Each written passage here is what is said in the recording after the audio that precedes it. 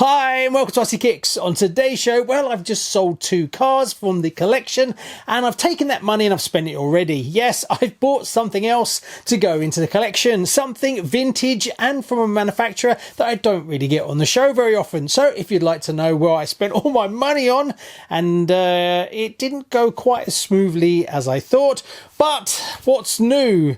Anyway, stay tuned to find out more. Hit it, Charlie.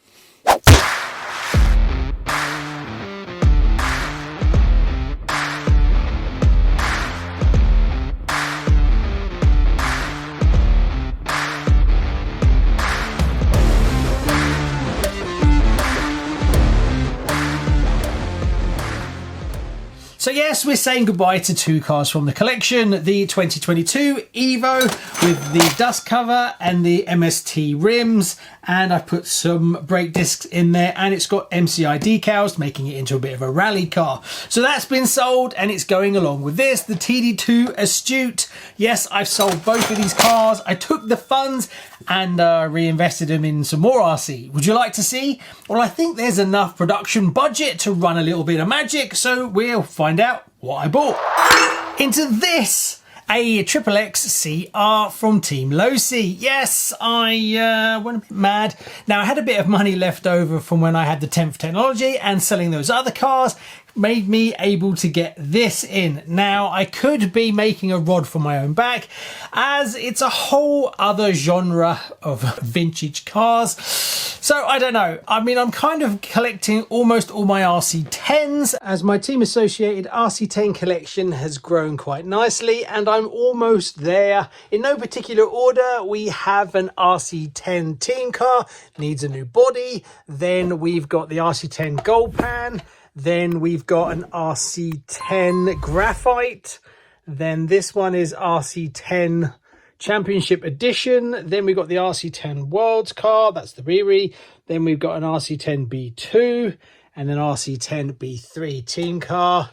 And then we've got the Thunder Tiger BX2, which is basically a clone of the B2. So the only one I'm kind of missing is the B4 or 4.1, and the only other one is this is a graphite non-stealth transmission. So there is a graphite with a stealth transmission that I don't have, but I'm not that bothered. I'm just happy with what I've got. I just want to bring them all up to be minters.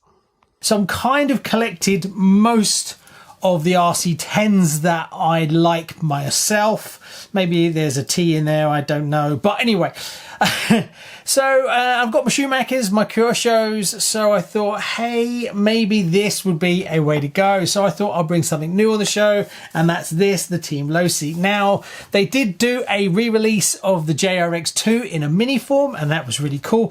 Shame it wasn't 1/10. Anyway, so before we dive into this one, I'll just run through the history of the racing buggies, as it was really interesting. And for me, how it normally works is I'll get a vintage buggy and then I'll start doing some researches into the history of it, and then slowly over time you get to learn all the little bits and pieces, and it's really interesting. So the first one in 1988 from Team Losi was the JRX2. It had the really cool rear suspension with the arms that went out towards the back. In 1989, sorry, I've got my notes down here, they did a performance pack, and that basically did away with that and went back to more of a traditional, as you know it now, rear arm setup. Then in 1990, they did a JRX Pro. Now the JRX Pro was basically a JRX2 with the performance all in the same box. Now I found a brilliant website for all this, so I'll put a link in the description if you want to know more, with all the cars and all the information. So I'm not going to dig into it too much here, otherwise we'll spend hours and hours talking about it. Then there was a Junior 2. Now a Junior 2 was basically a more cheaper version of the same car, so it had like bushes and things like that, and it didn't have as high-end bells and whistles, but basically the same car. Now that came out in 1990. Then in 1991 we had the JRX Pro SE Special Edition, and that was the first one to have a slipper clutch in it, and that was a big game changer in this market. Then we skip forward to 1993, where we get the first double X car. Then we get the XXXCR in 1996. Then where it really starts to take off for them, they get the XXXCR Kim Mold Edition in 1997. 1997. That's because that was their first IFMAR World Championship with Brian Kinwald. Then we skip forward to 1999 and we get the XXX. Now, they also did, which was a little bit of a homage back to their old dirt racing kind of JRX2, they did a XXX dirt spec, which had blue tyres and a blue and white livery. Now, it's a bit of a strange one, but I guess what they were trying to do is try and set up another class back in the sort of the tracks back then, where it was more the JRX2 kind of tracks, where it was mud and dirt and stuff. Didn't really take off, but cool little car. Now, a little note that I found on the website commented that the blue tyres, apparently, when it was really hot, they smelled really bad. Hey, this is the cool little information that you start to learn. And I did see one on eBay, but it was a lot of money. Then after that, we had the XXX Brian Kinwald edition in 2001. Then they did, in 2003, another XXX Brian Kinwald edition 2, they called it. Then, sorry, I turned my notes over. We move on to this one. Now, I'm not sure if this is 2006 or 2007. I'm getting a bit of conflicting information on the internet, so make up what you built. Now, this is A-0032. This was a kit that you had to build, and it came with a polycarbonate body that you had to be painted up, which is one of the reasons why I like this one so much, as this was painted pretty much box art-ish. It's not exactly right, but it's pretty close. And as you can see, it's quite a complicated body set. And for me, that's probably a little bit out of my skill set, so I'd have had to get a professional to paint it up. But that's what really drew me to this car, is it is real vintage, beautiful, love this colours. This for me is where it's really nice. This style that we had. Now, this is based on the Team Losi EA3 composite chassis. It's got a ball diff, dual disc slipper, bearings it came with, and you had to build it up yourself, but we own electronics in it.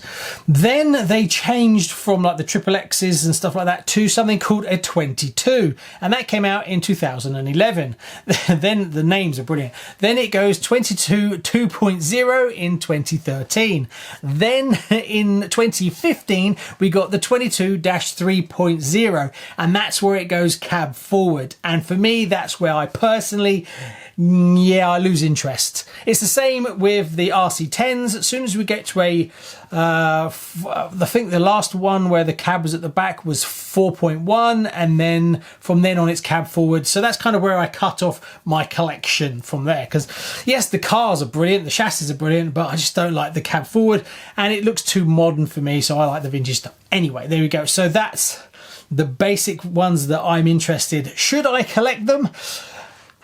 Not really. In the UK, they're very difficult to get hold of. They're very expensive. Finding parts, which we'll come on to in a minute, is very tricky, and seems to be getting more expensive and harder every single day.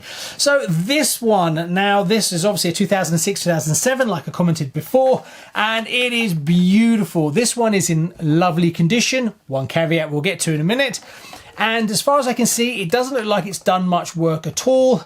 Now, I don't know whether this car has always been like this or whether it's been restored over time. Everything looks to have been restored to a high level of detail. What do I mean by that? I mean, when you get some cars and you start looking, the bolts are not quite the right bolts and they're not consistent on both sides, and you start to see that it's a car that's a partsy car. This one does look to have everything exactly where it should be and as it should be, but whether one or two parts have been changed, that may have happened in the past. Now, obviously, the wheels and tyres are wrong. Sorry, the rims I think are real and correct, but the tyres are wrong. But I could be wrong on that. They could be more modern versions, but they look very close to the box. So for me, that's good enough. But I'd like to change the tyres. Now, these tyres are much better. These are Schumacher tyres, obviously. Honeycombs, really pretty looking. But I'd like to get it back to the ones that are actually on here. But I think Schumacher do some of these, so it's not that difficult to get the correct tyres. But these are glued on, so whether I'll have to be able to get hold of new rims or whether I'll just take them off with the old acetone trick. The rear spoiler, I found Team Blue Groove have a rear spoiler. It's a weird spoiler on this one because it's kind of like a spoiler in a spoiler. So it's got two, I don't know if you can really see, it's got a little spoiler inside it to have vents in it. Now I can get one of those, that's not a problem. And I'm pretty sure this is not an original body either. The main problem for that is painting it up because it is quite complicated. It's got this sort of dragon skin in it, but what I could probably do is just leave it clear. That would be okay. The one fly in the ointment is the front bulkhead has a crack in it.